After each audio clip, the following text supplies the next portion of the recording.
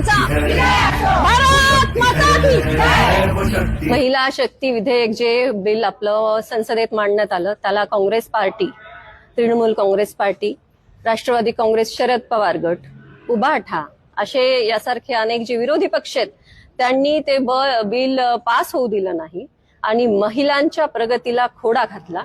महिला विधेयकाला विरोध म्हणजे 50% लोकसंख्येच्या प्रगतीला विरोध असा आम्ही समजतो. त्यामुळे आपल्या देशाचे पंतप्रधान मोदीजी, आपल्या महाराष्ट्राचे मुख्यमंत्री फडणवीस साहेब, आदरणीय पंकजाताई, प्रीतमताई यांच्या मार्गदर्शनाखाली इथून पुढे हा जन आक्रोश जो महिलांमध्ये आज उफाळून आलेला आहे त्याला कुठेतरी मुक्तता देणे, त्यांना बोलण्याचा चान्स देणे आणि ह्या ज्या त्यांच्या जो त्यांचा रोल आहे विरोधकांचा याला कडकडून विरोध करण्यासाठी, निषेध करण्यासाठी आज आम्ही इथे जमलेलो आहे. आम्ही इथपर्यंतच थांबणार नाहीत.